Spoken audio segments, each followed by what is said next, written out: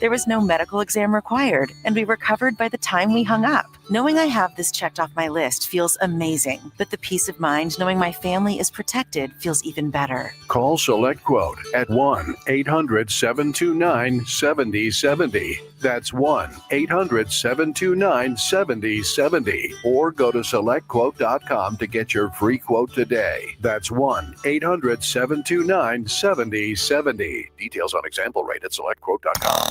Now back to more of Jesse Jackson Jr. on KBLA Talk 1580.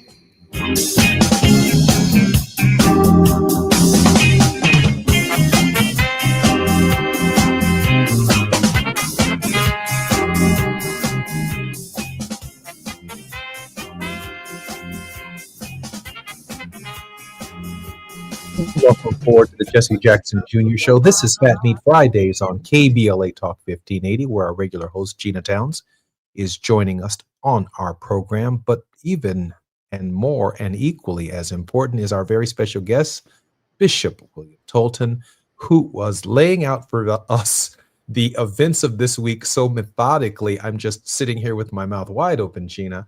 Bishop, I apologize for having to pause for that station identification because I thought you were laying it out so clearly and so methodically. Bishop, if you don't mind, please pick up where you left off. This far-right Christian extremist political machine that has captured our government fully. Mike Johnson, Speaker of the House, is a freewheeling dominionist. We have several members of the Supreme Court who are clearly committed to dominionism. Obviously, President Trump and the executive branch is absolutely committed to embracing this dominionist theology and its political implications. And core to this dominionist political ideology is a deep commitment to violence. There has been an elevation of the Second Amendment as a God-given right. And there has been the creation of what extremists on the far right are calling patriotic worship.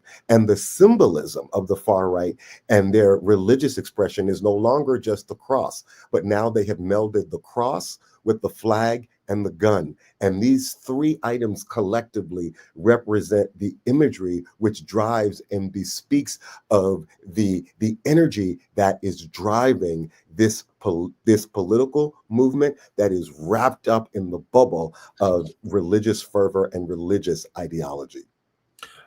Gina, I don't think I've heard anyone anywhere articulate with great clarity what I just heard from Bishop Tolton. Gina?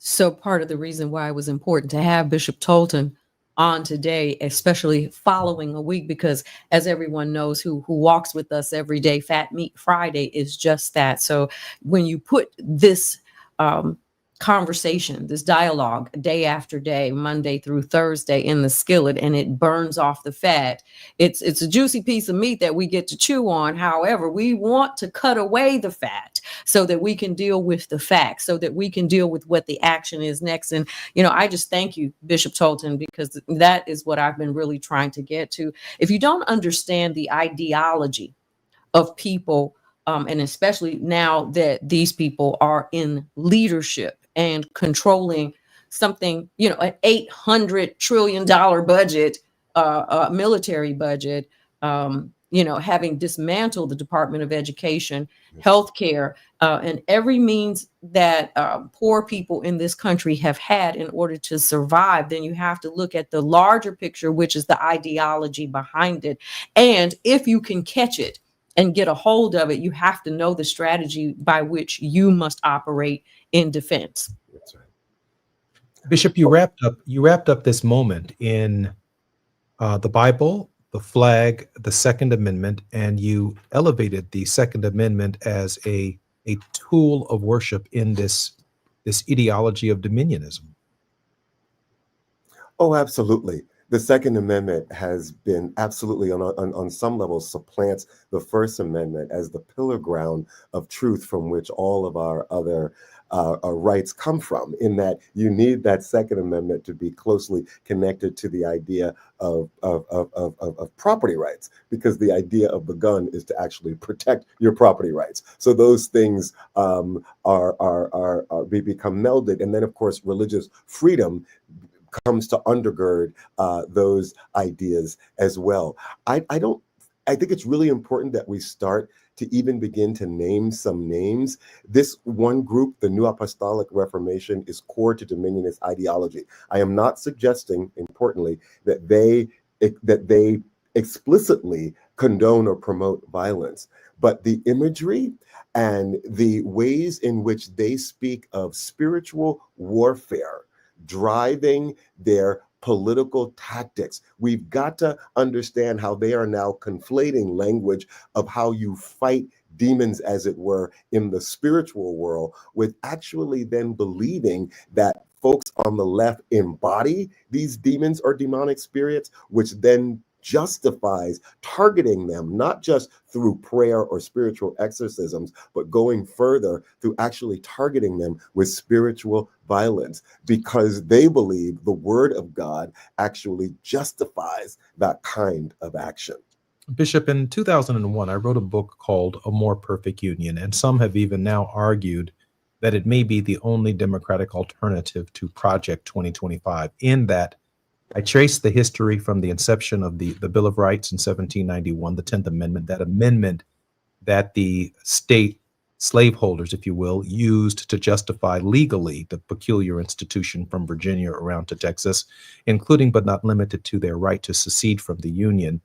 I argue for new amendments to the Constitution if the 10th Amendment is the dividing line between a strong central government and role and responsibility of the states, that education, that healthcare, that a clean, safe, and sustainable environment, that the right to vote, which in Bush v. Gore and other subsequent Supreme Court decisions, they suggest in our democracy is in the purview of the states. So I lay out this foundation in overcoming states' rights with new amendments that I think, and I believe sincerely, would serve as the core value system, if elevated, like the religious, political, and the dominionist are now elevating the Second Amendment, consistent with what you said exactly. And I'm just wondering, are there any lessons to be learned on liberation theological, inclusive side of our politics that leaves room for the idea that the Constitution itself is deficient on questions that matter to all of us? I think that there is no question that the Constitution is a living and breathing document, which certainly speaks to the aspirations for how we want to become a more perfect union, but unto itself is yet an imperfect document. And I think that the amendments, or at least the spirit of the amendments that you have lifted up, make all the sense in the world. When we even look at the 14th Amendment, the fact that slavery is abolished, but yet we see breadcrumbs to the possibility of reorganizing slavery based on the fact that in the 14th Amendment, space was given for the zone of those who are incarcerated to actually, on some levels, be treated again as slaves, speaks to the fact that this aspirational document, very much so is that, but certainly needs to continuously be revisited. It needs to be critiqued, and we need to be creative and innovative about the ways in which we do so in a methodical process that can lead us to what your intentions were, which is really a more perfect union where we are truly all equally protected under the law. And yes, I believe that the tenets of liberation theology can be a real inspiration in that regard. Gina, I could talk to Bishop Tolton all day. I've got to let you have your show back, though. Well, officially, my show is not until the next hour, but I do want to go back to the 14th Amendment very quickly. And the fact that with freedom, then citizenship did not come land. And we have talked about a little bit on the show before about the importance of gaining land for not only the reason of generational wealth, but because it signifies in this country your status. And when we did not get that status, as you said, I love the way you just called it breadcrumbs, back to sharecropping, back to prisoners who can go ahead and serve, and we'll just keep them here as if they are still slaves. I will tell you that the prison system that we operate in right now And the fact that felonization is a word that is neither found in the Constitution nor in the Bible is exactly that. It's just some sort of demonization, if you will, where forgiveness does not exist and people are used as a result of their mistakes and not given the grace that God intended or was even intended in what you all just talked about in Jesse's discovery, with David being chief commander of the army, navy, and militia, and then Jesus being the partner. So even if you have never studied any of this and we tell you that this is what the president is supposed to do, this is the tone in which he sets for the government, it makes sense. Oh yeah, so he does lead the army, he's the chief commander, and oh yeah, he is supposed to pardon people, but that part doesn't happen because there's a certain control that comes with keeping people in that type of slavery. Oh, I mean, absolutely, there is.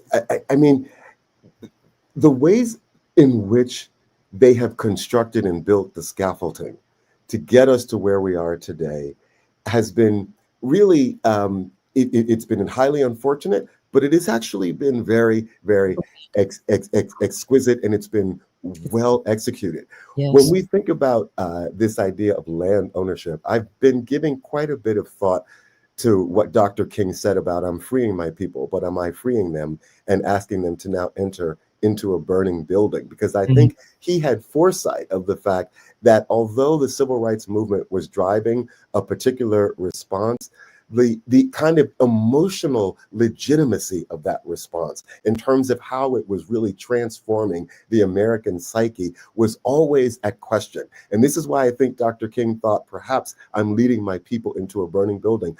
I've been thinking a lot about the fact that one of the things that we need as Black Americans in this country, it is a homeland. It is actually a space.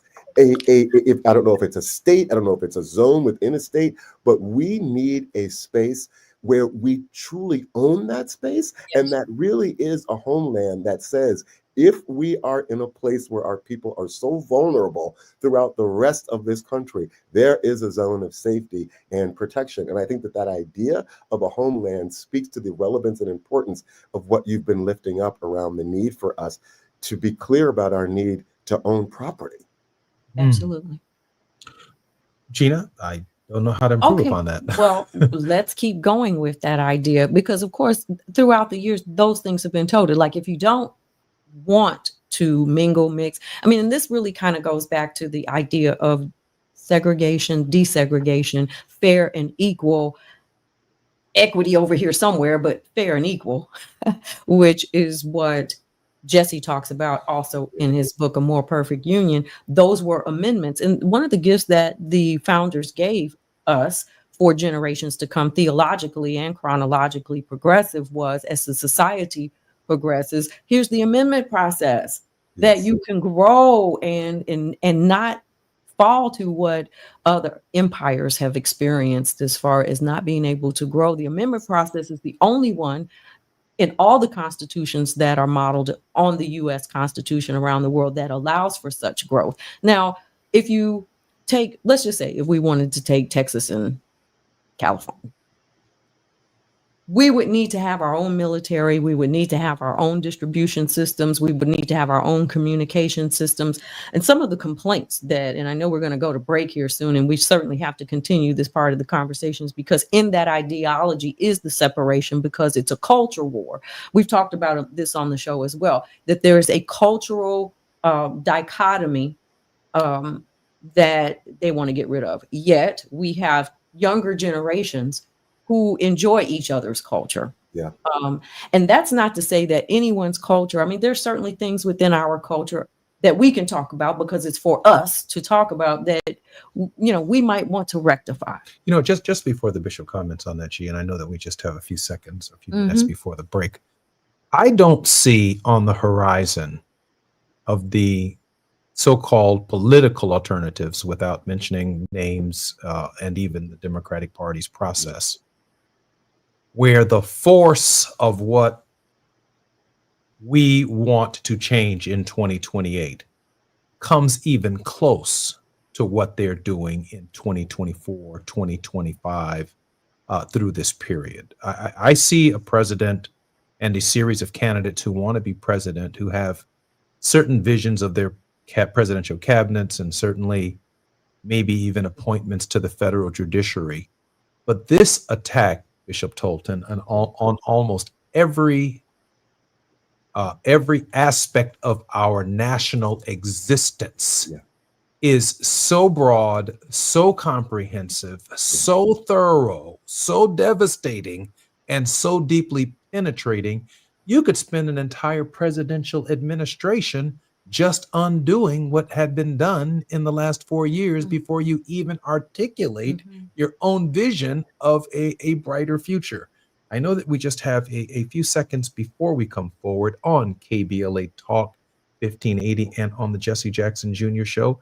I think I want the bishop to take this break and to give some thought to this question. I mean, where do we go from here? Chaos or community? I'm Jesse Jackson Jr. listening to the Jesse Jackson Jr. Show on KBLA Talk 1580. More with Bishop Tolton when we come forward. The biggest names, the best conversations. You're riding with Jesse Jackson Jr. on KBLA Talk 1580.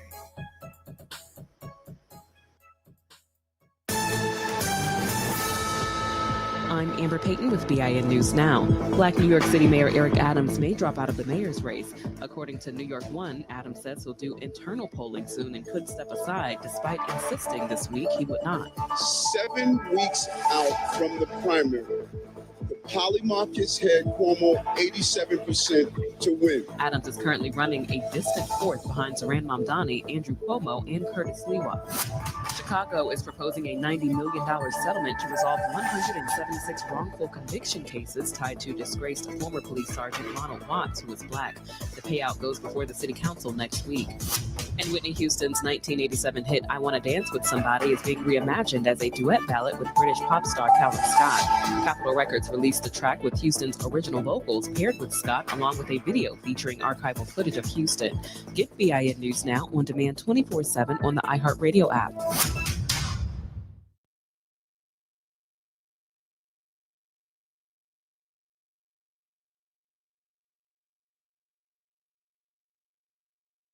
Live the thrill of Guatemalan Heritage Night at Dodger Stadium on September 9th versus the Rockies. Watch the boys in blue, enjoy marimba music, and experience tradition. Score a unique Guatemalan Night jersey with the purchase of a special ticket package. Visit Dodgers.com/promotion. Live the thrill of Guatemalan Heritage Night at Dodger Stadium on September 9th versus the Rockies. Watch the boys in blue, enjoy marimba music, and experience tradition. Score a unique Guatemalan Night jersey with the purchase of a special ticket package. Visit Dodgers.com/promotion.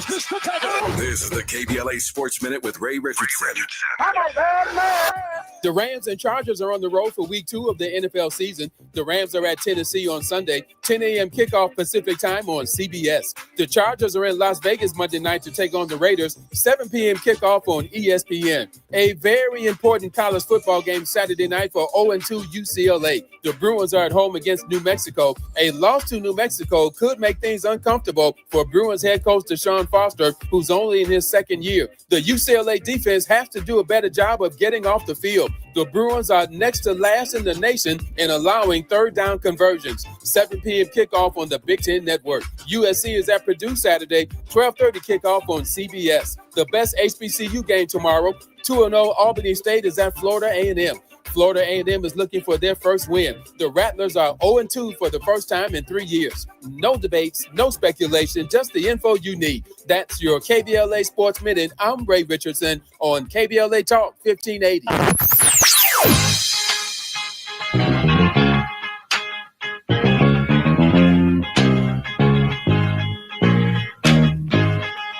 This is KBLA Talk 1580. Talk radio. Let's music to your ears.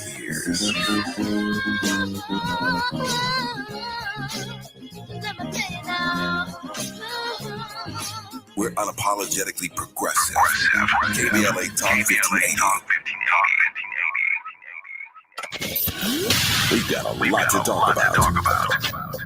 Hi, I'm Zoe Williams, a.k.a. the voice of reason, encouraging you to join me weekdays from 7 to 9 p.m. for the world's most intriguing relationship radio roundtable. Every night, I facilitate and encourage our loyal listeners to participate in the most engaging relationship discussions you'll hear anywhere. So make it a point to rendezvous with me, Zoe Williams, the voice of reason, Monday through Friday, 7 to 9 p.m. Pacific Standard Time. Trust me, your relationships will never be the same. The VOR is on fire tonight. Unapologetically progressive. KBLA Talk 1580. We've got your black. September is World Alzheimer's Month, a time to shine a light on a public health crisis that hits Black families hardest. 1 in 5 Black adults ages 70 and older is living with Alzheimer's disease, or AD, and it's not a normal part of aging. Early signs like repeating questions, missed appointments, even trouble handling bills might seem small, but they matter. The good news? There are treatment options available that may slow AD when diagnosed early. Don't wait. Visit treatalzearly.com. That's treatalzearly.com to learn more. This message is brought to you by AZI. If you're an African American mom who is pregnant or have a baby under 6 months old, you deserve care that lifts, listens, and lasts. Black Infant Health is for you. It's a free program with individual support, group sessions, and resources to start your mothering journey. BIH makes space for moms and their families to create community. Learn more about the programs in Los Angeles County. Check us out at blackinfanthealth.org. Hey, KBLA 1580 delegation, your health matters to us. We know that information is power, especially when it comes to prevention and treatment. That's why we're proud to introduce the brand new KBLA Health and Wellness Hub. This online space is built just for you, connecting our community to trusted health resources, culturally relevant care, and even access to diverse clinical trials and emerging therapies. Whether you're looking for information on common conditions, mental health support, or just want to stay on top of your wellness journey, we got you. And the best part, it's all on our website at KBLA1580.com. Accessible, empowering, community-focused. So just go to KBLA1580.com and click on the Health and Wellness Hub icon, because knowledge is power and your health is everything. At KBLA Talk 1580, we've got your black. You're listening to Jesse Jackson Jr. on KBLA Talk 1580.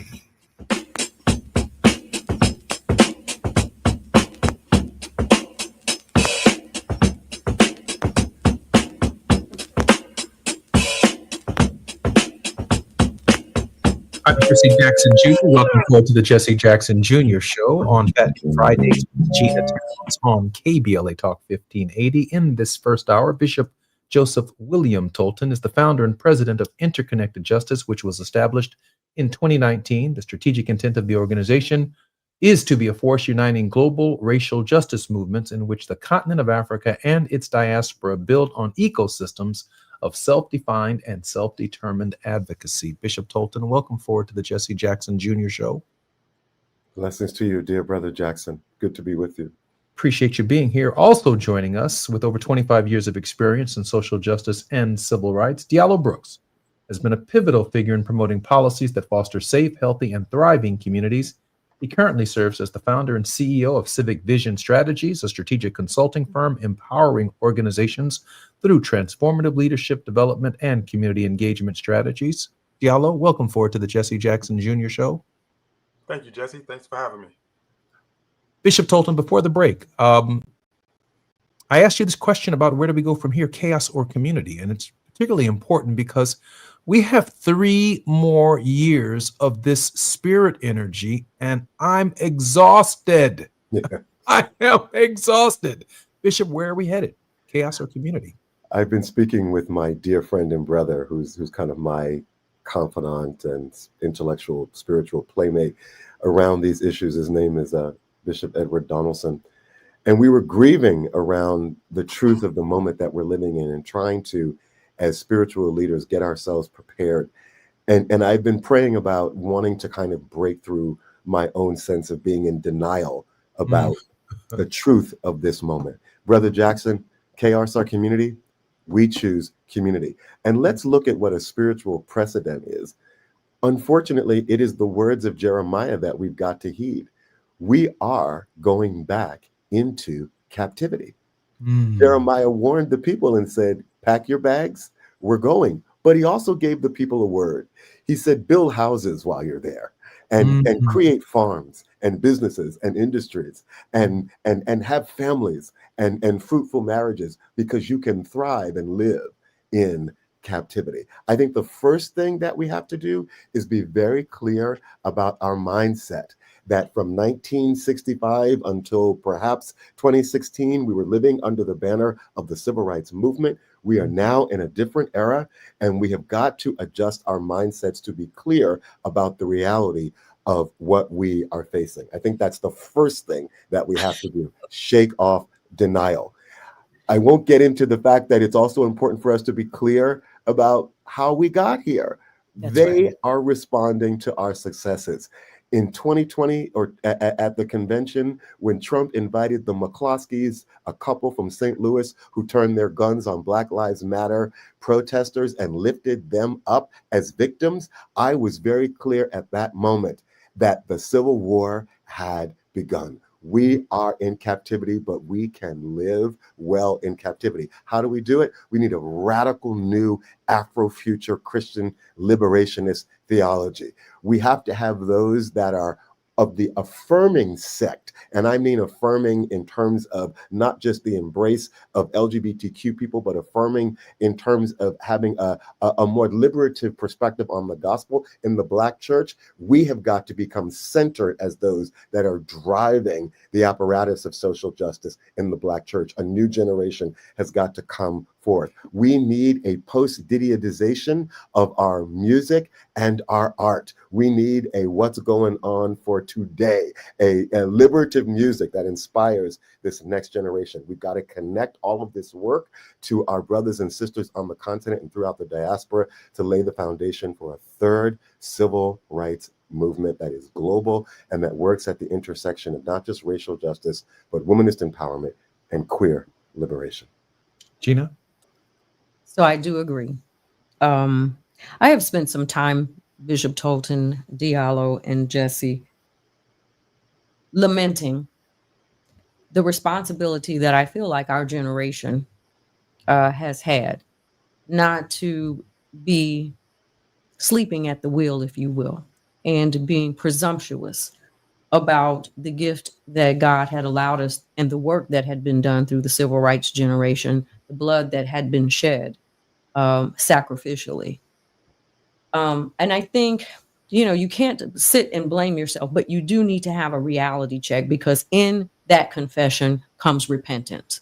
And the interesting thing about the Black community, and what we talked about a little bit earlier, in that this is a cultural war, it is a spiritual war of sorts, is that Black people are traditionally conservative. At least we have been. I think there's some opening in the younger generations for less conservative views. However, there are places that I think that people agree that they have no idea that they agree on. And so without this type of dialogue, without this type of conversation across the aisle, because I am one of those people, and in seminary, I called people to, what is this division? Why are we still operating in denominations? There's just no cause for that. Christ is not divided, if that's who you follow. I don't believe Allah is divided. I don't believe that Mahatma Gandhi was certainly not divided in what he taught or what he believed. And so there has to be a meeting of the minds in order to be able to fight this battle. And it requires conversations across lines. How do we do that? Yeah, well, you operate in this transformative space. Share with us your thoughts, if you don't mind. Yeah, my thoughts are simply this. I mean, I think, one, we have to understand and step back and make sure our community is really educated on what white supremacy is and the impacts of white supremacy.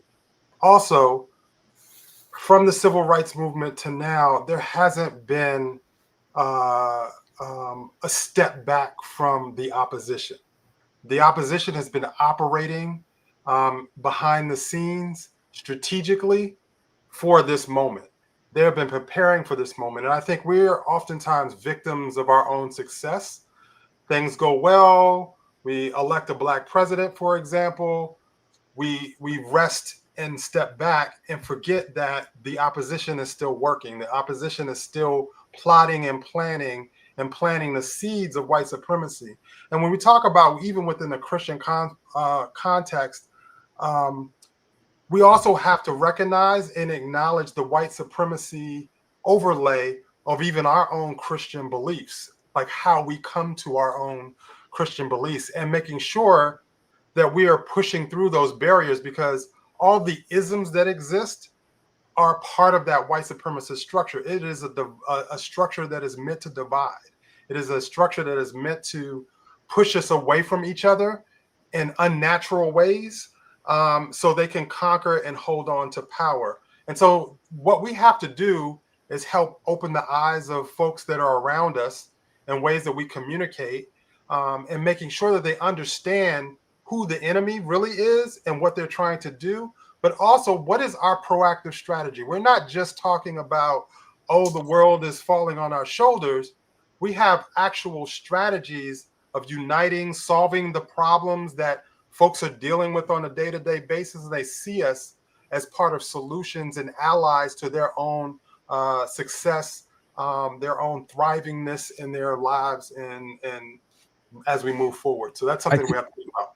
I just want to add before I go to the break this. We've had these spaces, Bishop Tolton and Diallo, where we can retreat. We could retreat to the HBCUs. We could retreat to, if you will, even in segregation, our sides of town. We could retreat to the Black church. We could retreat in Oklahoma to Black Wall Street.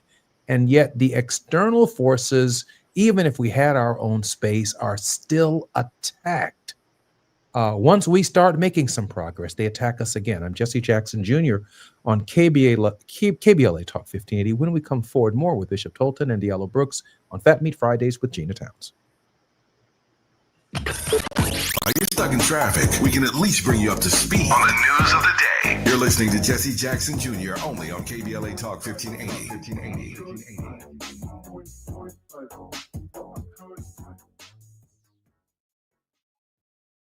You have cancer. The 3 words no one wants to hear. Of the cancers that impact our community, lung cancer is the most dangerous. More people succumb to lung cancer than colon, breast, and prostate combined. Black men are 12% more likely to develop lung cancer, and cases for Black women are rising. Early detection and comprehensive treatment is the best way to beat this dreaded disease. Providence is a research leader in multi-cancer early detection, offering blood tests that identify fast-spreading cancers that don't show symptoms in early stages. The Providence Los Angeles Integrated Network Cancer Program determines best protocols for each patient, interacting with specialists who share experiences, perspectives, and new findings specific to each case. With over 1,000 board-certified physicians, including top oncologists, surgeons, radiologists, and nurse specialists, Providence delivers whole-person care that understands your culture, values, preferences, and priorities. So, if you hear the words, "you have cancer," all you need is faith and providence.org/cancer. Looking for a purposeful and passionate way to make a difference in your community? Volunteer with our Senior Medicare Patrol and help prevent Medicare fraud. S&P volunteers work in their community, educating peers about healthcare fraud and how to prevent and detect it. Free training starts soon. Check us out online or at an S&P open house near you. We're on a mission to stop fraud. Join our team. You make a difference. Visit caspvolunteer.org. When you turn to the Employment Development Department, we'll help you get there. Whether it's support for you and your family while you find a new job, or the resources to focus on your recovery after illness or injury, we can help you move forward. From support while you bond with your newborn, to helping serve your family while your partner serves our country. Your EDD. We'll help you get there. For more information, visit edd.ca.gov. KBLA Talk 1580. KBLA Talk 1580, connecting you with services and solutions. LA County's new Justice Care and Opportunities Department, or JCOD, is here to support justice-involved individuals and their families. The JCOD Support Center is now taking calls at 1-833-LACJCOD. That's 1-833-522-5263. Available 7 days a week from 6 a.m. to 11 p.m., the Support Center is your one one-stop shop for re-entry issues and court support. They offer court reminders, connections to local services, transportation assistance for housing, court appearances, and childcare. The JCOD hotline provides personalized help to connect you with services that you need. And don't forget to check out justiceconnect.org for more information. Remember, it's free and available every day at 1-833-522-5263. This is a community call to action from KBLA Talk 1580. Lena Bloom for the Bail Project. Imagine you're stuck in a jail cell and you can't afford bail and someone offers you a way out. Just plead guilty and you can go home and kiss your kids goodnight. What do you do? What thousands have. You plead guilty whether you are or not. Cash bail makes poverty a crime. That's why the Bail Project helps those who can't afford it while fighting to end cash bail, because freedom should be free. Brought to you by the Ad Council. The following is a paid advertisement by Family Vacation Getaways with the purpose of soliciting sales of vacation ownership. For complete details, please visit fvgradio.com. If you want a 100% complimentary stay at a luxury resort in Cancun, airfare not included, then Family Vacation Getaways is your ticket to paradise. See website for complete details. We're giving away 5 days and 4 nights to the first 50 callers who can name an animal that lays eggs and is not a bird. An animal that lays eggs and is not a bird. Do you know it? Call now, 800-868-6431, 800-868-6431. You're also eligible for an exciting bonus vacation to Orlando, Florida for just $498.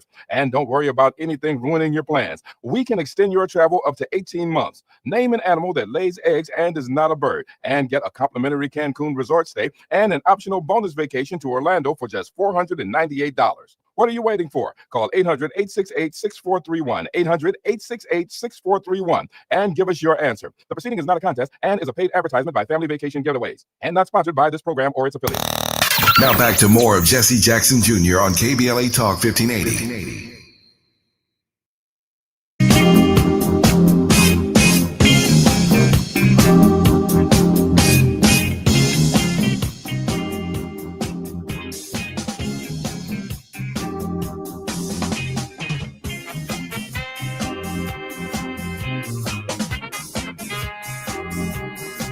I'm Jesse Jackson, Jesse Jackson on Fat Meat Fridays with Gina Townsend.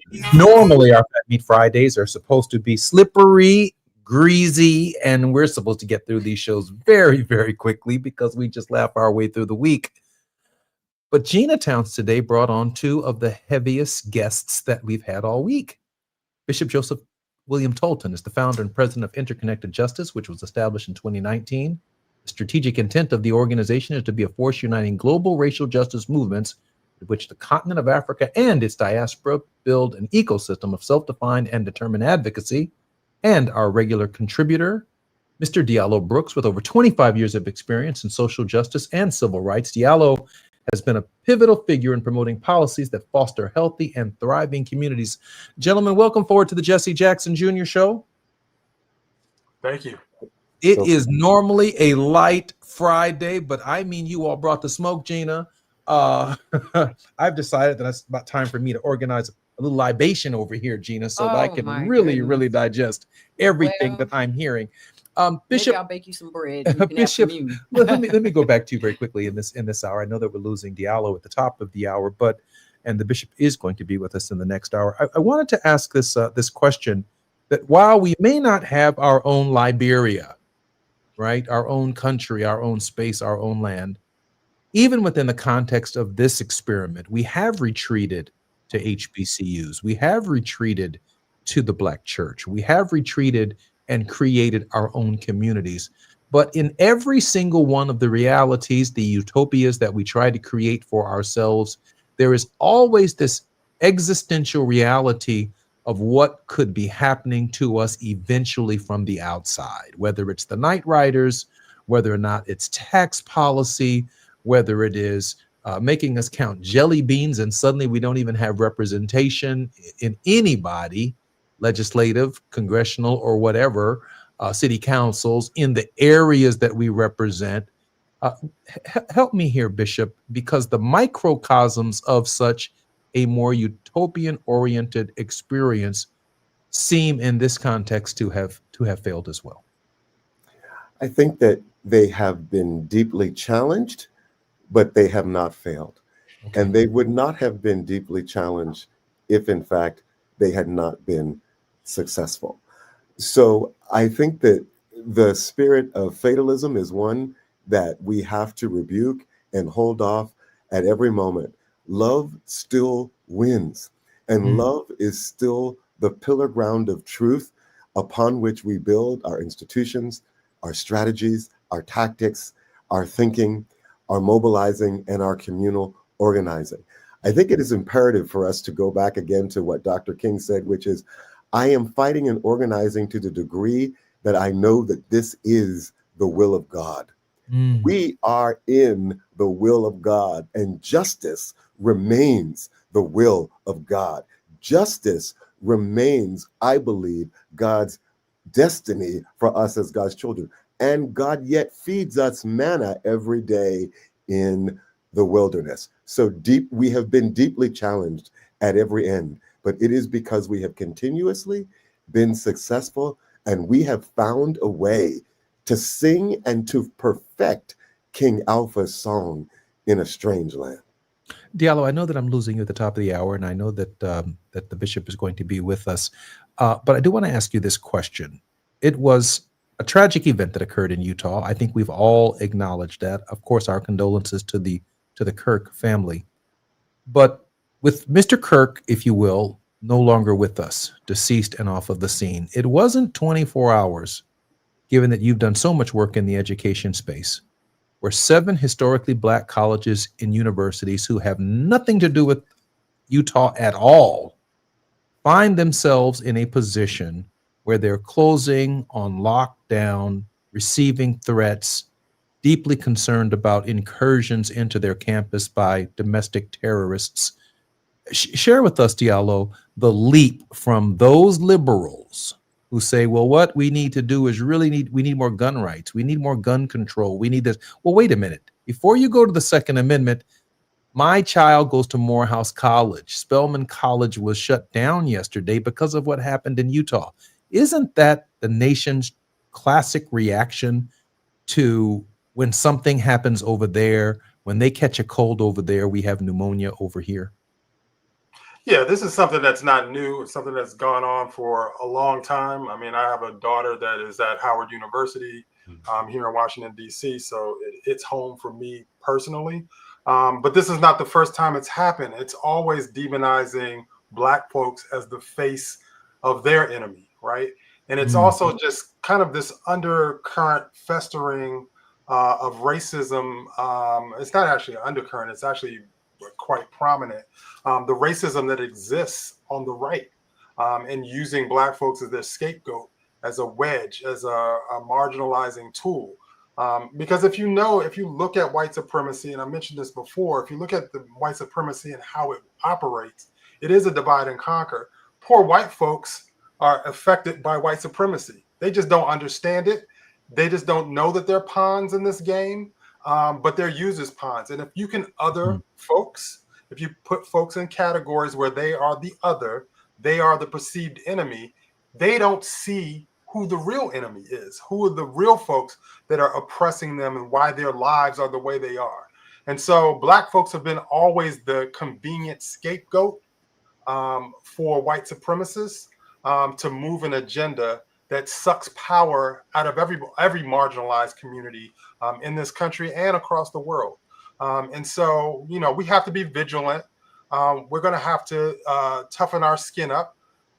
Like the bishop said, we have to lean into the love, and the love has to be shown through our actions, not just our words. Yes. Love is something that is felt. Folks know when you love them by how you interact with them. And that means our communities have to be a part of these conversations. They can't be spoken to.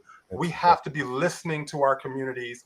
We have to lock arms with our communities. And we also have to lock arms with allies outside of our community to build the strength and power necessary to legitimately push back against this threat and the tyranny that's happening in this moment. Gina, we have about 1 minute and 30 seconds. Ms. Towns? I just typed in our chat here that the interesting part is no one really understood what Make America Great was, because people were trying to figure out when America was really great. But among nations, I think that, probably there is that thought that America has been that power, the do-gooder, if you will, though there was lots of good that was not done, and even some evil in some people's eyes that was done. But I think it's very important that we keep in mind what we see on the surface and what we end up discussing, and then the larger spiritual warfare that wages in the United States and that is ongoing, that even prompted what you saw yesterday in the unfortunate situation with Charlie Kirk. I see America as potentiality, not actuality. I think that's what I heard you say, Gina. Diallo, thank you for being on the program this Friday. Always. Thank you for having me.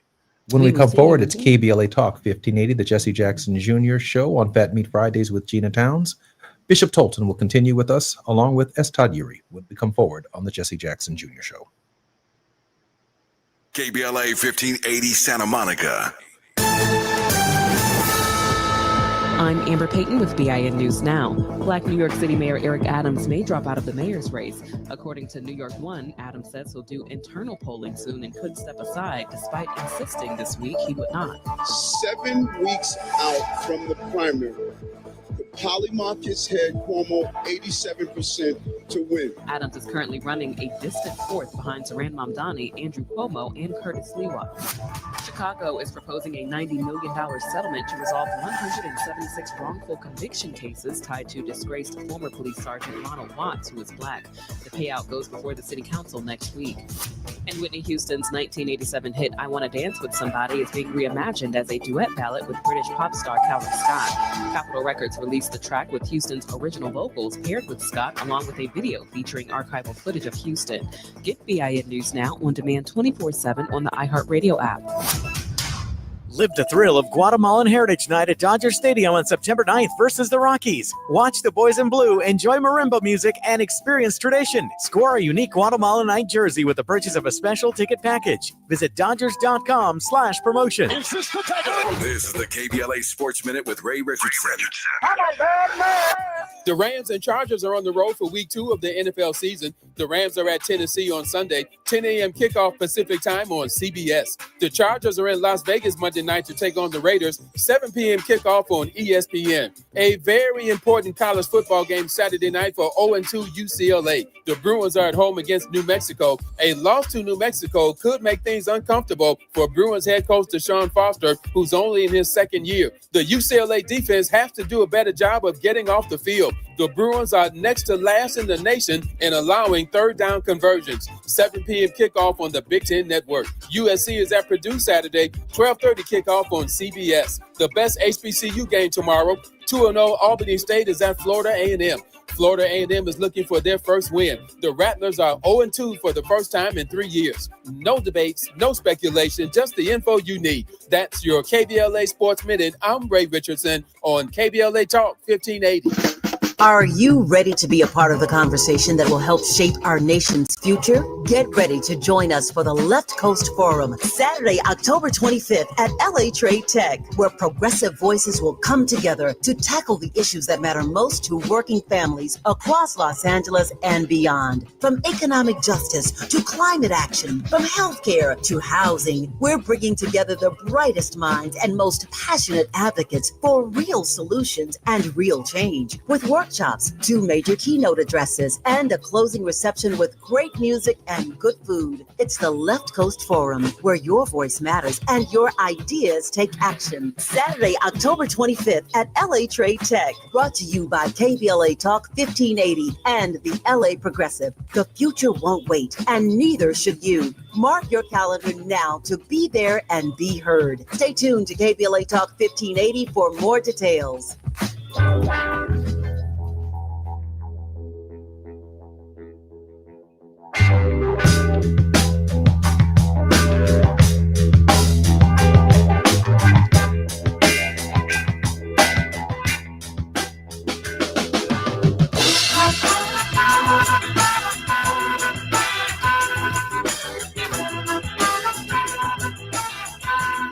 Jesse Jackson Jr., welcome forward to the Jesse Jackson Jr. show on KBLA Talk 1580. We've had a rich first hour on Fat Meat Fridays with Gina Towns. Gina is a graduate of Hampton University with a Bachelor of Arts in Mass Media Arts and Journalism. She earned a Master of Arts in Theology and Social Justice from Princeton Theological Seminary.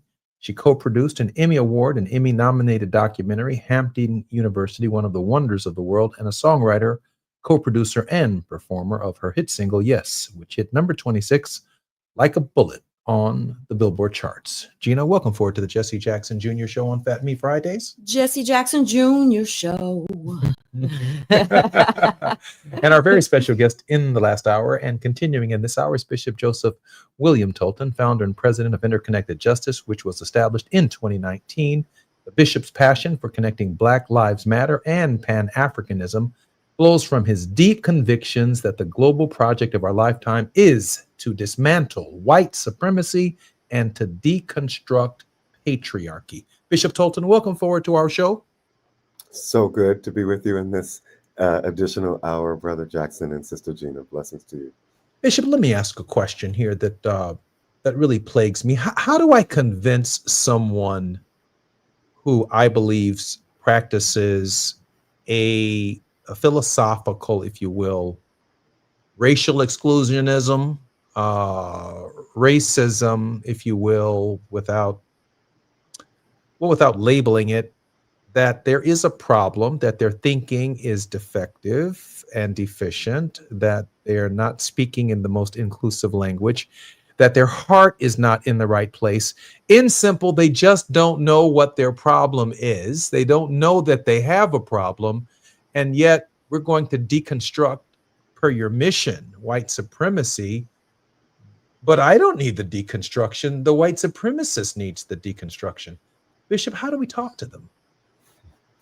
I've been thinking about this question a bit because I'm born, brother, at the very end of 67, just a few months before Dr. King was killed. And I have had the benefit of living my life during this civil rights era, where I believe African Americans believed in the possibilities that America could, in fact, include us into this great experiment fully. But I think what we also believed was that our white brothers and sisters, be they, progressive liberals or moderates, that their hearts were turned toward justice. I think a part of what makes this moment so painful is that we're scratching our heads and asking ourselves, were they ever really with us to begin with? And I think that's a very painful question right now. It's a painful question. It's a very painful question. But to get to your question in terms of what is the language that we use to speak to folks, I've been thinking about this idea that the ways in which the conservatives have pushed back against what they perceive to be the unfairness of this move toward equity, that the civil rights legislation and mentality that Americans have embraced was unfair, is that based on the history of African Americans in this country, at a minimum, if in fact the number of years in which we needed something like affirmative action for entrance into colleges had now expired because there was real equity, let's just imagine that was the case. If that had happened, it would be necessary to then have a national conversation and a national analysis to together in a civilized way really look at the issues and be sure that we were at a point where now there was just kind of a natural equity and that anyone could apply, and that truly this idea of being merit-based was something that was grounded in reality. But the lack of any interest in actually having discourse about the historical need for affirmative action, for the possibilities that the needs for affirmative action have been expired, the lack of a desire to be engaged in that moment, I think really shows the truth of where people are in terms of how afraid they are of Black people excelling in this country, how afraid they are of what they might have to sacrifice for the benefits of equity. I think that we've got to lift up the fact that if in fact we were now in this post-racial moment, wouldn't that unto itself require and deserve and demand a national conversation and a national analysis to really come to some outcomes that we all could accept or not. Wow, Bishop.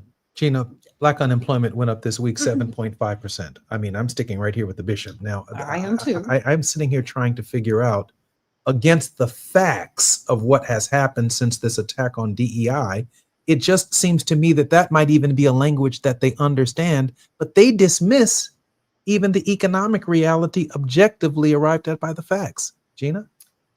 So at the core of this conversation is that it's almost like what Martin Luther King says, that I can't legislate your heart, but I can legislate your actions against me, that they have a consequence to it. And so even before, you cannot, this is Fat Meat Friday. This is why we cut away the fat so we have a lean piece of meat. You cannot circumcise someone's mind without first their heart being circumcised. And so when you come to the table, if your heart is already not readied to have the conversation, if you approach me with the attitude that you are superior to me and that I don't deserve, I mean, if you want to get technical about this, then DEI or whatever you want to call it would be ongoing forever, because you have to cover 400 years of slavery in this country. And so we would never be talking about not elevating people and giving opportunities and our fair share in this economic society in a nation in which we built. It would just be impossible. And so until we deal with the heart, and that's why I'm saying we have to call people to the table. Our host in the second hour, our weekly series host is Reverend Terry Hort Owens, who has a book called Staying at the Table. Well, some of us need to even come to the table to have this discussion, but we are not capable. And that's why we are at war, because we have gotten to a place of contempt. Gina, this has been a tough week. Donald Trump said we were born into criminality. Charlie Kirk said he doesn't want to get on an airplane with a black pilot, and that black women are inherently unqualified. This has been a difficult week. We're trying to communicate with those who disagree with us. I'm Jesse Jackson Jr., listening to the Jesse Jackson Jr. Show. It's Fat Meat Fridays on KBLA Talk 1580 when we come forward. The station you turn to when you've had it up to here with cultural incompetence. KBLA Talk 1580.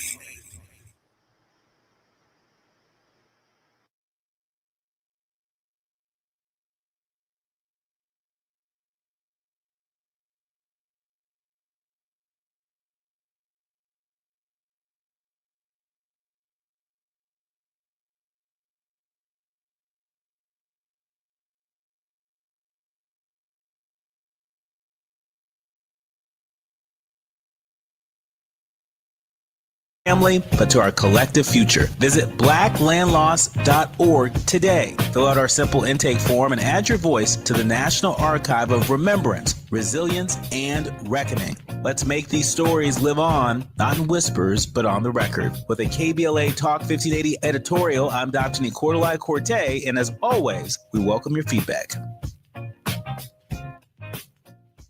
Is reviewing life insurance on your to-do list? Now's the perfect time to add it. A friend recently told me that securing life insurance sooner rather than later can help you lock in lower rates for years to come. So I bumped this up on my list and got it done. I called SelectQuote and couldn't believe how easy and affordable life insurance is. I'm 40 and got a $500,000 policy for $16 a month. My husband's also 40 and his $500,000 policy was only $18 a month. Plus, with SelectQuote's same-day coverage, there was no medical exam required, and we were covered by the time we hung up. Knowing I have this checked off my list feels amazing, but the peace of mind knowing my family is protected feels even better. Call SelectQuote at 1-800-729-7070. That's 1-800-729-7070. Or go to SelectQuote.com to get your free quote today. That's 1-800-729-7070. Details on example rate at SelectQuote.com. Hey, KBLA 1580 delegation, your health matters to us. us. We know that information is power, especially when it comes to prevention and treatment. That's why we're proud to introduce the brand new KBLA Health and Wellness Hub. This online space is built just for you, connecting our community to trusted health resources, culturally relevant care, and even access to diverse clinical trials and emerging therapies. Whether you're looking for information on common conditions, mental health support, or just want to stay on top of your wellness journey, we got you. And the best part, it's all on our website at KBLA1580.com. Accessible, empowering, community focused. So just go to KBLA1580.com and click on the Health and Wellness Hub icon, because knowledge is power and your health is everything. At KBLA Talk 1580, we've got your black. Find a righteous rage and don't be afraid to say what you see. We're KBLA Talk 1580.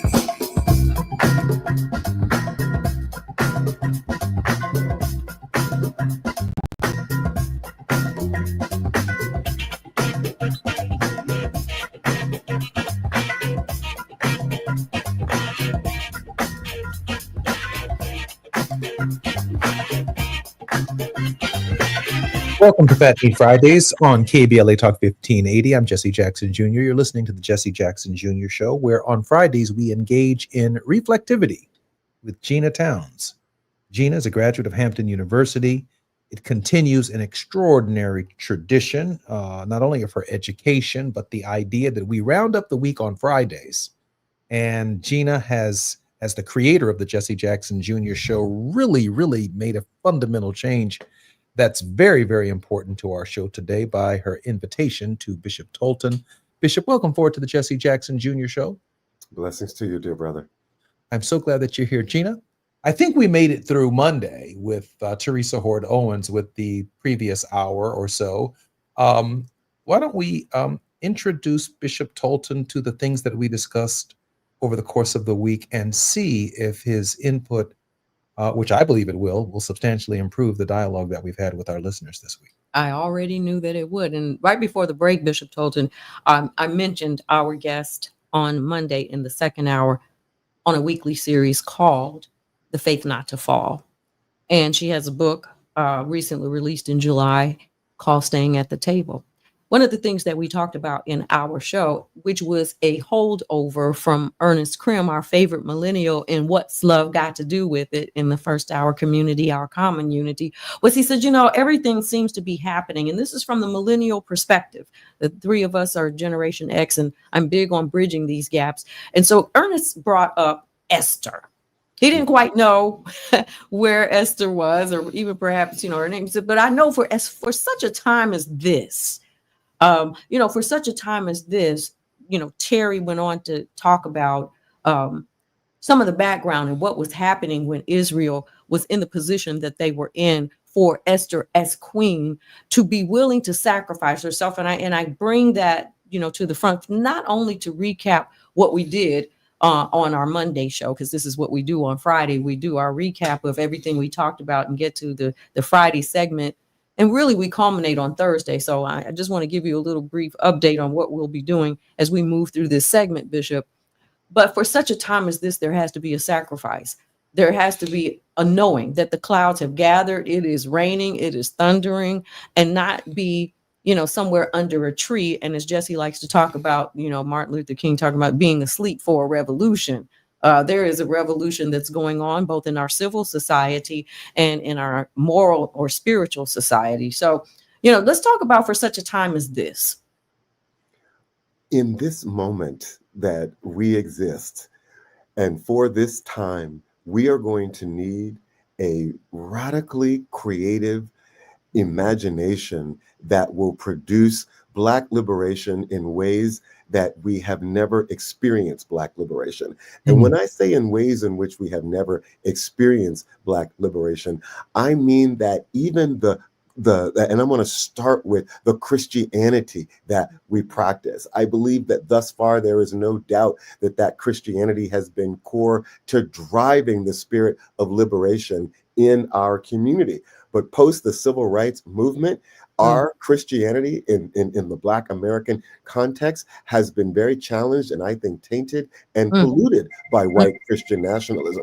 So we now have an opportunity to have an Afrofuturistic Christianity, which really produces a spirit of liberation, of political and economic liberation that we have not seen as Black people. And I don't think that that can be confined to the shores of this country, but this must be a Black internationalist conversation about how we now take the faith that most Black people in the world believe and infuse that faith with a sense of Afrofuturism that allows the faith to be a site of Black liberation globally. Can I follow up on that? Please. In the United States, and I certainly, because I understand a little bit about our brothers and sisters around the world and their faith and the faith that they've had to have because most of the days are in the valley. But in the United States, post-civil rights, there was some mountain climbing that we were able to do. And so there's a part of me that's kind of like, well, we keep talking about this faith that we have in our community, but has there been an apostasy of that faith? Has there been a, if you will, Moses going to the top of the mountain, and when he comes back, there's a golden calf, that we've all been dancing around. I have to wonder if we are not in this space and place because we have strayed away from what has sustained our ancestors who got us here. Oh, there's no question that we've strayed away. And in part, we have strayed away because there's a feast that has that American capitalism lays out before us that has been very seductive. And to some degree, we have strayed because that bait was something that we could not resist. But we've also strayed because of intentional investments by a white Christian nationalists into our community to impact our theological perspective. For example, we know that the prosperity gospel was a force that came from the outside to pollute the economic ideals that we embraced as Black Christians, which were far more liberal in terms of being of having an understanding of we are people of the village and our resources are for us as a collective people to satisfy our collective needs, and then the surplus can be distributed as we so determine. That kind of communal thinking was branded as Marxist and dangerous. And in response to it, we pivoted toward the prosperity gospel. So yes, we did stray, but that can be corrected. Can be corrected. I want to add something because in this moment when I was listening to Gina's query and of course Bishop Tolton's response, I was thinking about the corruptions of Christianity. And in that moment, I'm also thinking about the corruptions of government. When I was in Congress, I saw this movement entering government where people said, we need to treat this government like a business, essentially measuring profits and losses and ways in which revenue are raised, but the basic order of the bureaucracy itself should be like a business. And I said, if government were a business, we would simply incorporate it, make a profit, and keep it moving. But government is not a business. Government can take on the nation's debt. It can take on all of the debt of the students. It can take on anything it wants to. It can defend its people. It is not a business. It is a very different sacred obligation and entity that is responsible for moving the people forward. We the people, in order to form a more perfect union, not to form a business, to form a more perfect union amongst ourselves for our domestic tranquility and for our posterity. Government is not a business. And what I also saw, having graduated from Chicago Theological Seminary and having grown up in Jesse Jackson's household, I also watched Bishop Tolton churches transition to this business mode, this business model, where the least of these are not part of the balanced sheets and the balanced book of, Ponzi schemes, pyramid schemes, tithes and offering schemes, the success of the pastor as some kind of measurement for the success of the church? Would you rather be speaking to a congregation of 300 poor people or 10,000 middle class people, where the preacher himself is now part of wanting high income individuals sitting in their church because it means something to the bottom line of the megalopolis?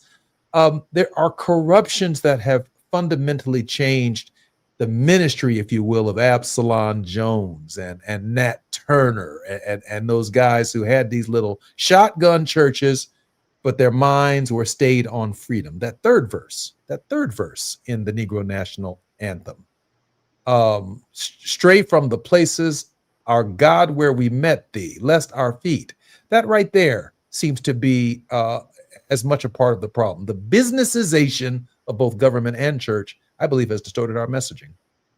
The corporatization of the church has been devastating for Black people, both in the United States and in Africa.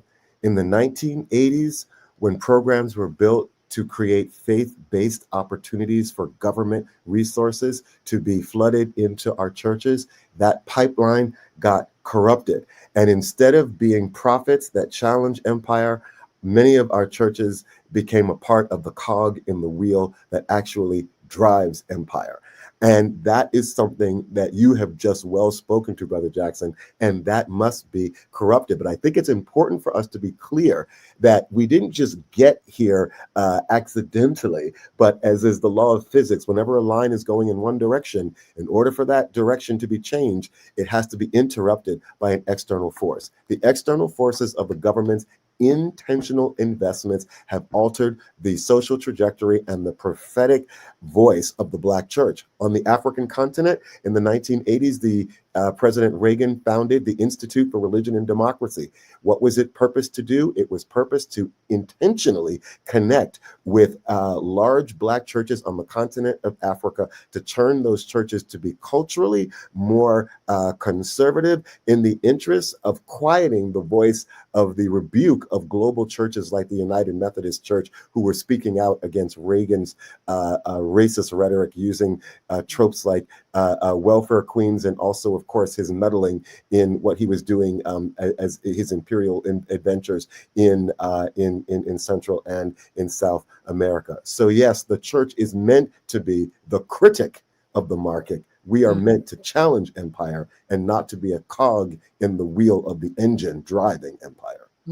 Thank you, Bishop Tolton. Joining us in this hour is Reverend Dr. S. Todd Yeary, Esquire, principal of the Yeary Firm, a Maryland-based litigation and government relations firm, and also serves as the senior pastor of the Douglas Memorial Community Church of Baltimore and affiliates. Dr. Yeary is also the former chief executive officer of the Rainbow Coalition, the organization founded by my father, the Reverend Jesse Jackson.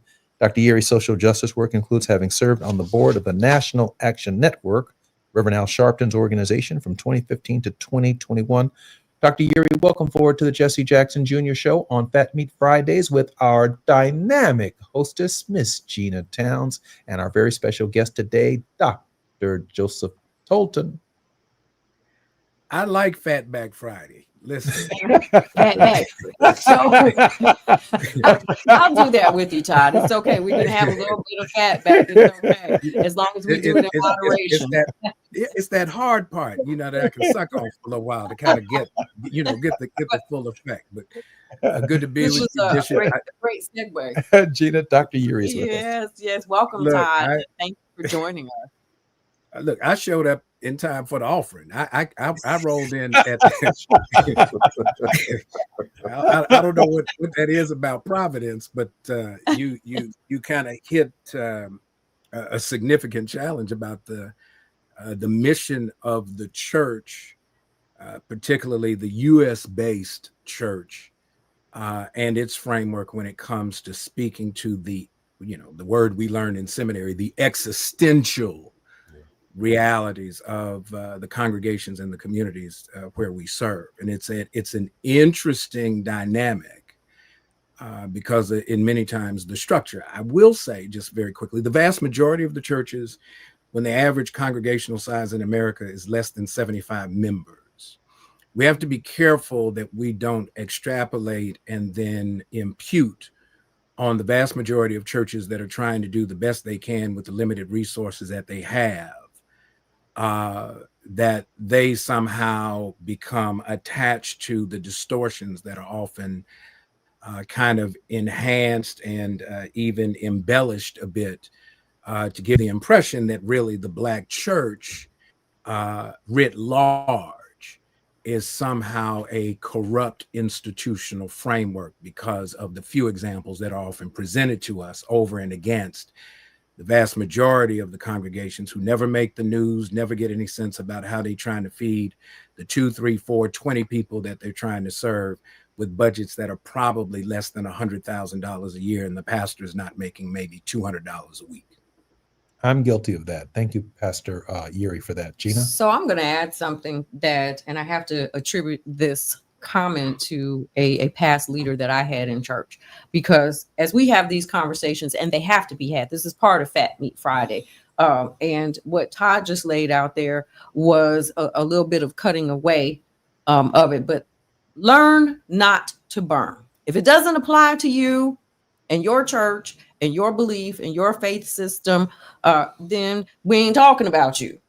But what we are talking about is a system by which we have had to grapple with loving God and loving money. And so that could be inside the church. I mean, when that infiltrates the church, as things do, then we get ourselves into a problem. And so for us as a community, there was no real capitalism for us in the civil rights movement. There was no participation in this thing called slavery, where, white male landowners were able to, not have to go to the Civil War and fight if you had more than 50 slaves. And so the whole system, as it has evolved and we've become participatory in it, and we have desegregated into it, we have to make sure that we haven't lost our way. We got to go to break.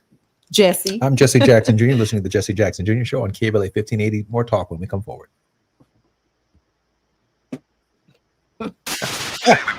Out loud. KBLA Talk 1580.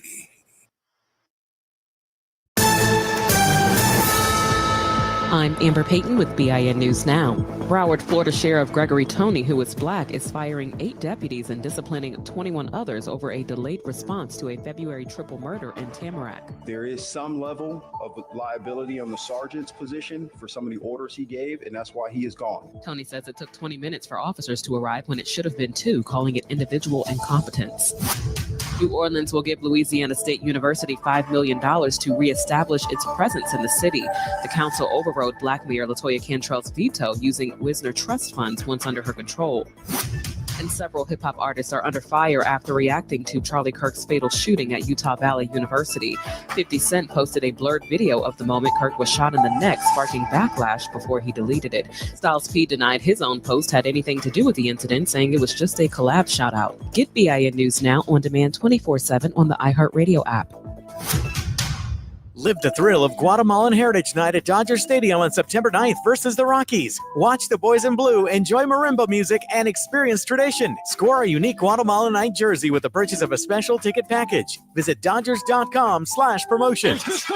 This is the KBLA Sports Minute with Ray Richardson.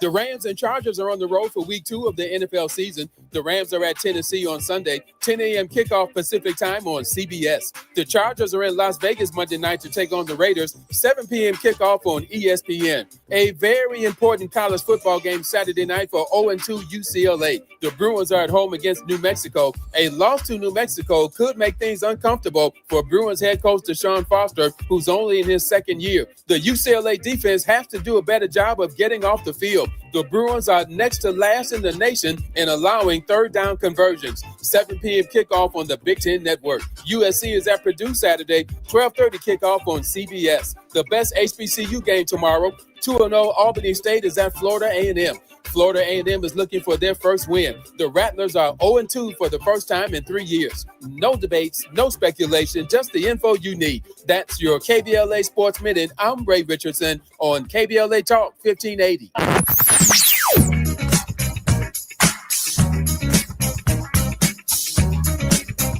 This is KBLA Talk 1580. Talk Radio. That's music to your ears. We're unapologetically progressive. KBLA Talk 1580.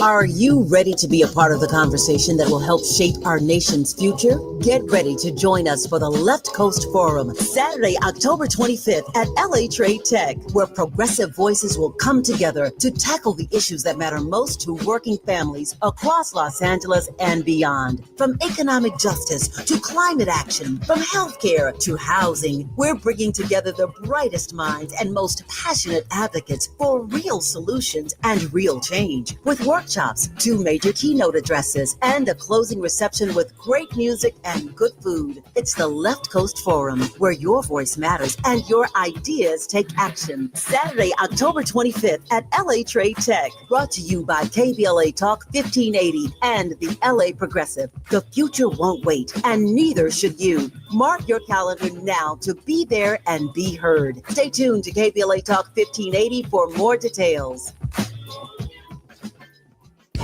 Imagine a world without heart disease and stroke, where every person has the chance to live a full and healthy life. Join us for a walk to save lives at the American Heart Association's Greater Los Angeles Heart and Stroke Walk, Saturday, September 20th at the Rose Bowl. Every step made and every dollar raised means more people learning CPR, more life-saving research, and more time with the ones we love. Sign up at heartwalkla.org. The LA Heart and Stroke Walk is sponsored by Optum, UCLA Health, Keck Medicine of USC, and Dignity Health.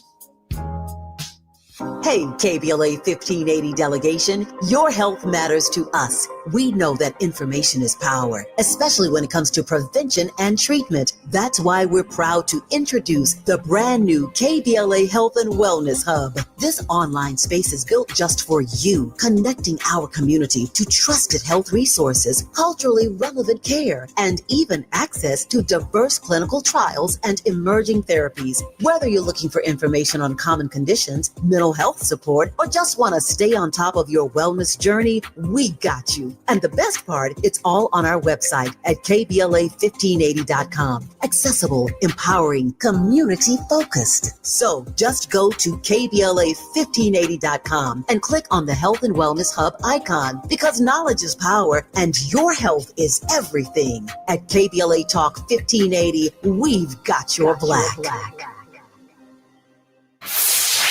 We're not for everybody, but we're for everybody. You're listening to KBLA Talk 1580.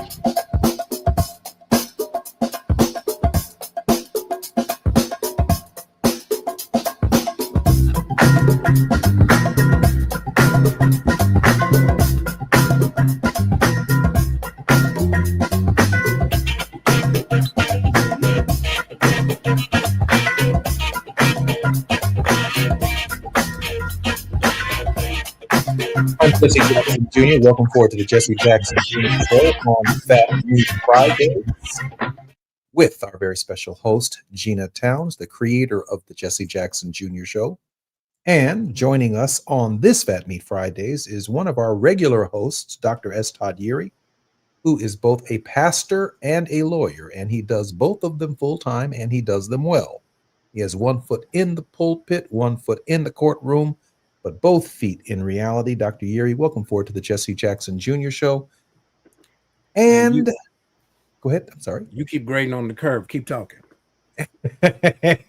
Bishop Tolton, whose passion for connecting Black Lives Matter and Pan-Africanism flows from his deep convictions that the global project of our lifetime is to dismantle white supremacy and to deconstruct patriarchy. And I want to start right there, Bishop Tolton, because in a real sense, this week, the MAGA movement picked up a martyr. And when I think about the psychology of what happened to my father witnessing the assassination of Martin Luther King Jr. and Andy Young and Ralph Abernathy and others who witnessed his assassination, the trajectory of their lives changed forever. That's a fact. Psychologically, spiritually, professionally, they left that event tragically and traumatized, and they made a commitment and a resolve to do what they did in the name of God and God's will for the rest of their lives. What I saw on television were thousands of young Charlie Kirk supporters who witnessed probably the most traumatic event they will ever see in their lives, an assassination. They will always remember where they were on that date in that place. Didn't white supremacy and the MAGA movement move closer to a religion this week? You are, in fact, absolutely correct. It's difficult to reflect on this incredibly important question and thought that you have lifted up, because all of us want to believe that things are going to get better. But the truth is, the night will get a little bit darker until we do see the dawn, for the reasons that you did just lift up. Unfortunately, this horrific murder is going to embolden, it is going to mobilize those that were supporters of Charlie Kirk to double down with an even more hardened heart. And the idea of a political environment in which we're actually trying to move through our issues gets pushed back. And what happens is a political environment in which we are really declaring war against each other becomes something that is far more likely to happen. Yes, you are correct. The movement has become even more cult-like, even more doubled down in terms of the religious convictions and the fundamentalist thinking that grounds and anchors the movement. You are correct. Reverend Yuri? Yeah, when we think about martyrdom and the kind of the religious frame of the MAGA movement, I think now you have an interesting contrast in that the current occupant of the White House is really kind of akin to a John the Baptist. And Charlie Kirk, in the unfortunate and very violent method of his killing, has in many ways become the MAGA movement's messiah. And once you have kind of crossed over, the sense of what is now called righteousness changes, right? It was a very poignant, violent moment that's captured and is now viral. Nothing left to the imagination, much like we often preach about from Calvary on that Friday when Jesus is crucified in such a very public sort of way. And violent. Right? So in that sense, I think there's now a grounding, not just tied to the person of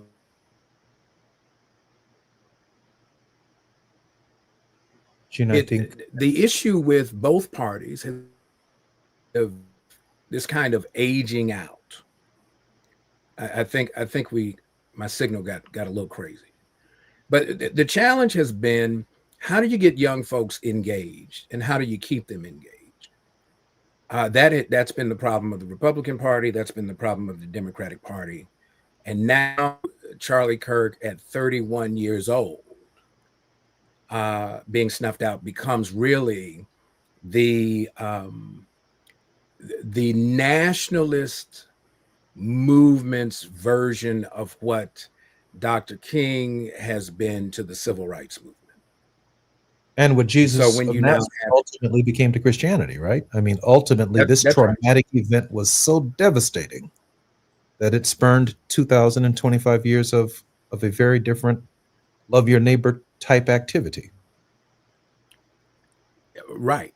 Except the love your neighbor begs the question that the disciples asked. Well, who is my neighbor? And that's where we don't have the kind of precision around unless there is groupthink to ground our ability to have civil discourse. Allow me to give Gina back her show. Yeah. So one of the reasons why I asked you to come back or Fat Meat Friday, Todd, was because, you know, the conversation is always amazing, but we got into the issue of character on Wednesday. And it would seem to me, in this particular instance, unlike, and I have the person that comes most to mind as I compare this assassination is Malcolm, because it was, you know, in front of an audience in this type of setting. And Charlie's message was a little bit more, I won't say it was not nonviolent, but certainly in its rhetoric, there was violence. And we've talked about that. I'm trying to cover some of our shows this week. Johnny Mack in the World House talked about other forms of violence that are not physical. And so that in a verbal, sparring, there is violence. And that evokes an emotional violence and a spiritual violence, a coming against somebody else. And so certainly in the rhetoric that, you know, spawned this horrific event, because we never want to see this with anybody, but there are reasons, and they really get down to spiritual character. I don't care what your ideology is, if it is to degrade someone else before you reach out to them and build a bridge. And so what we talked about on Todd's show, and he had to step out here he's probably going to come back in to make sure his signal is good. But we talked about the building of character, the basis, what are the qualities, and how do we get to character? If it hasn't transcended by osmosis in all this time, it's not going to come by osmosis. It is a process that is a one by one heart change that, you know, we have to get to so we can even get through this dark period. Bishop, I was watching a number of focus groups this week after the assassination of Charlie Kirk.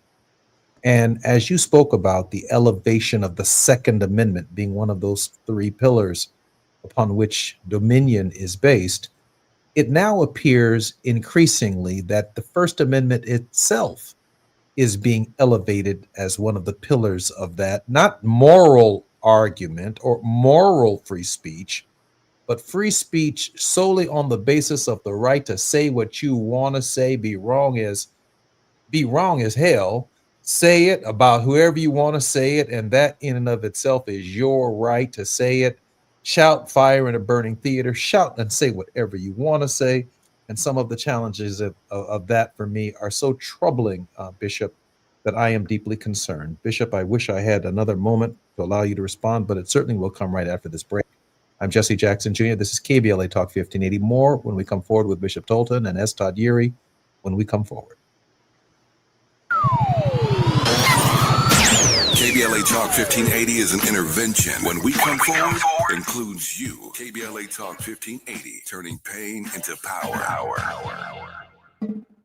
Hi, I'm LA City Councilmember Curran Price, inviting you to the 30th anniversary of the Central Avenue Jazz Festival, Saturday, September the 20th, from 11 a.m. to 7 p.m. We've got 4 pavilions, 3 stages of live music, plus food, fun, and a marketplace all along historic Central Avenue between MLK Boulevard and Vernon Ave. Our featured acts this year are Gregory Porter, Pancho Sanchez, and Jasmine Horn at the 30th anniversary of the Central Avenue Jazz Festival, Saturday, September 20th, 11 a.m. to 7 p.m. along Central Avenue between MLK Boulevard and Vernon Avenue. Come out and bring the whole family because this legendary celebration is free. For more information, go to centralavjazzfest.com. I'm LA Councilmember Curran Price, and I absolutely approve this message.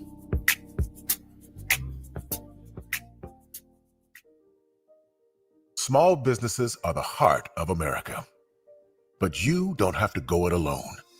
As the nation's largest nonprofit resource of expert business mentoring, SCORE has helped millions of entrepreneurs build their businesses for free. Get the connections, education, and guidance you need with SCORE. We're ready to help. Find a mentor today at score.org. Oh, could this vintage store be any cuter? Right? And the best part, they accept Discover. Accept Discover? In a little place like this? I don't think so, Jennifer. Oh, yeah, huh? Discover's accepting accepted where I like to shop. Come on, baby, get with the times. Right. So we shouldn't get the parachute pants? These are making a comeback, I think.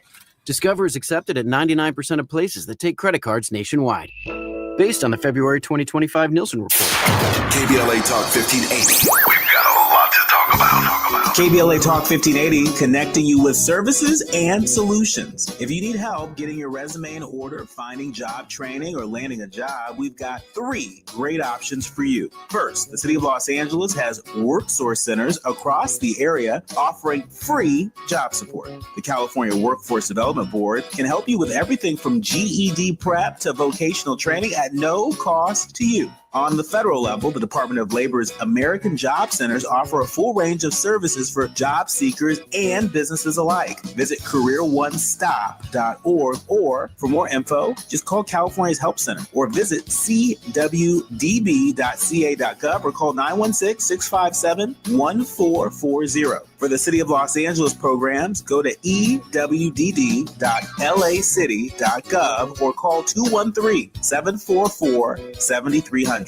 All these services are free to help you get your next job. This is a community call to action from KBLA Talk 1580. My mom has decided to learn to paint, and she's good.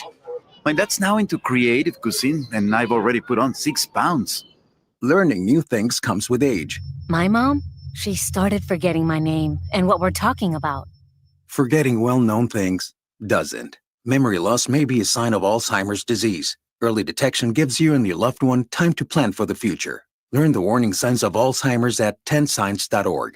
Brought to you by the Alzheimer's Association and the Ad Council. Wesley Financial Group is not a law firm. Hi, I'm Chuck McDowell, the timeshare cancellation guy. In 2011, I founded Wesley Financial Group with one goal in mind: to help honest folks out of their timeshares permanently. Today, I run Wesley with my 2 sons, a real family business, treating every client and every employee like we'd want our own family treated. That philosophy has helped us grow into the largest, most trusted timeshare cancellation company in the United States. Fortune magazine even recognized us as one of the best places to work. Why? Because we genuinely care. In fact, some of our former clients were so moved by their experience working with us, they joined our team so they could help others to timeshare freedom. If you're stuck in a timeshare, give us a call. Let our family help your family. Call Wesley now for your free timeshare exit kit. 800-687-7979. That's 800-687-7979. 800-687-7979. Hey, KBLA 1580 delegation, your health matters to us. We know that information is power, especially when it comes to prevention and treatment. That's why we're proud to introduce the brand new KBLA Health and Wellness Hub. This online space is built just for you, connecting our community to trusted health resources, culturally relevant care, and even access to diverse clinical trials and emerging therapies. Whether you're looking for information on common conditions, mental health support, or just want to stay on top of your wellness journey, we got you. And the best part, it's all on our website at KBLA1580.com. Accessible, empowering, community focused. So just go to KBLA1580.com and click on the Health and Wellness Hub icon, because knowledge is power and your health is everything. At KBLA Talk 1580, we've got your black. This is KBLA Talk 1580, where everybody is somebody and nobody is a stranger. You belong here.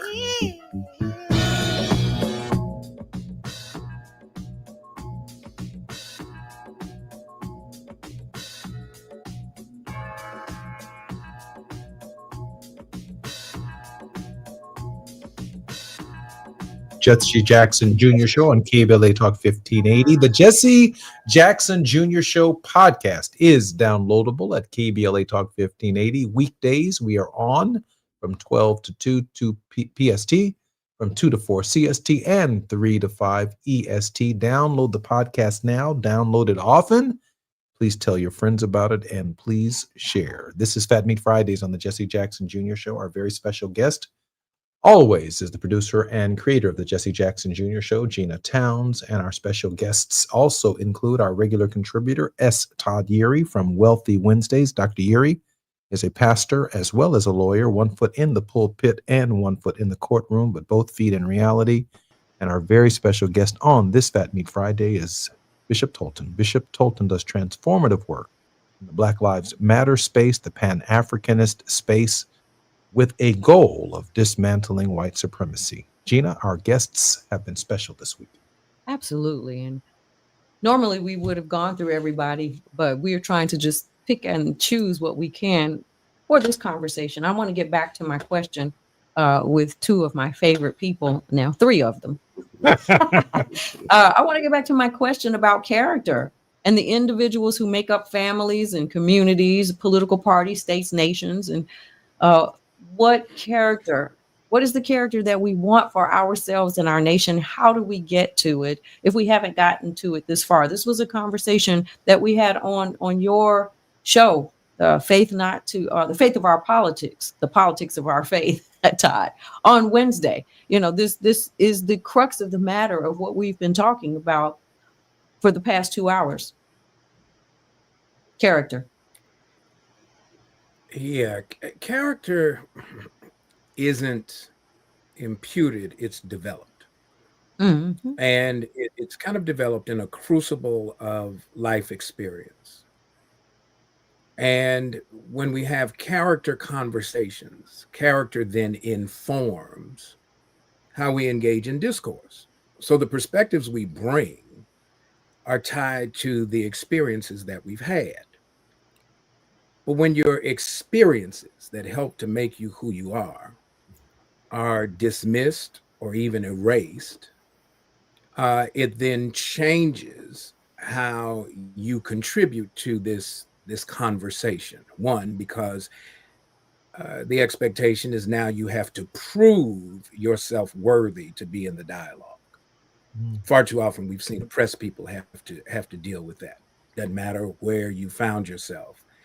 If your experience is not consistent with what has been normed by those in power, when Bishop talks about the word empire, the reality of empire, it's not just in the abstract, it's all the way down to the personal. Who am I is often answered in the context of the power structure under which I find myself experiencing life. And so I want us to be very intentional why we have to hold on to our own knowledge of our story, our history, our reality, because that is kind of the key ingredient that is factored into why our character is what it is, why our credibility is what it is, not because we've claimed it without any sort of support, but because our stories require it. And as long as we keep that story there, we avoid having to proof text our own presence in a conversation that can't be completed without us.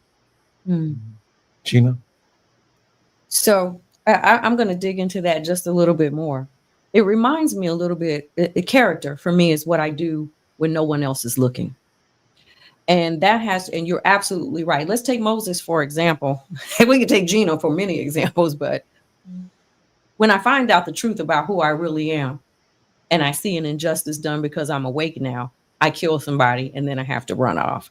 And those years that you're away in the desert, if you will, and that could be any number of circumstances. It could be result in a divorce. It could be that you're kicked out of your favorite, society or whatever it is that we end up having to pay a penance for. And it does develop our character if we allow it.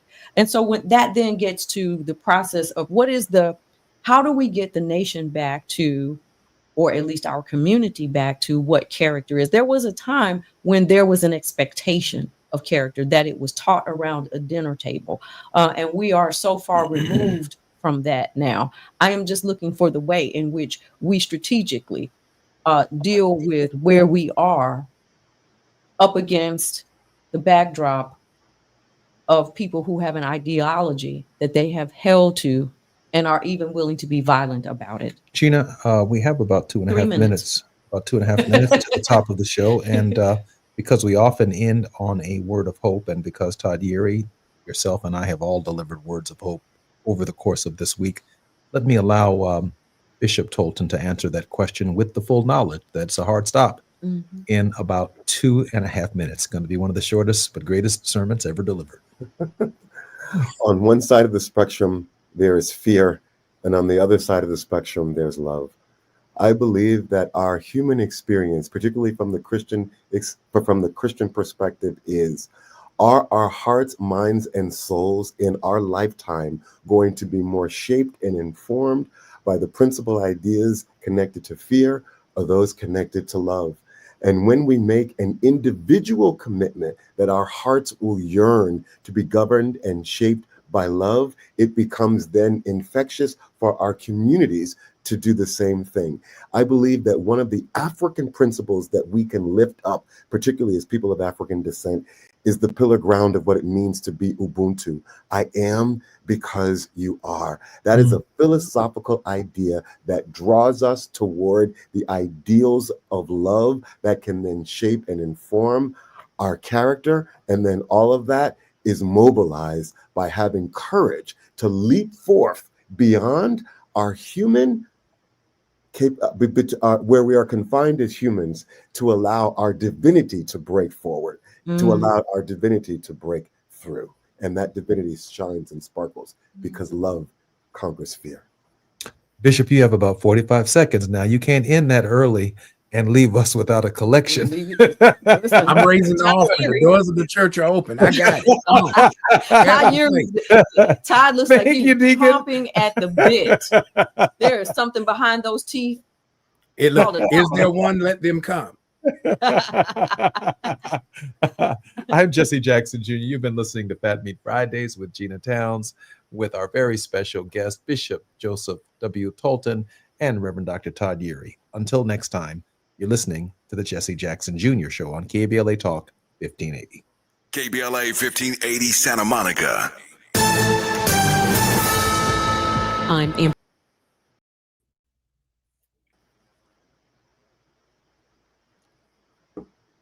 Bishop. Oh, blessings to you, dear brother. So good to have been with you. Bishop, listen. Had I known, I'd have sent my tithes in early. You are most kind. You are most kind, brother. When you start evoking Ubuntu, yes. right? Amen. The framework that is part of our spiritual, emotional, psychological DNA as people of African descent. Yeah. While we didn't have the time to go into it, character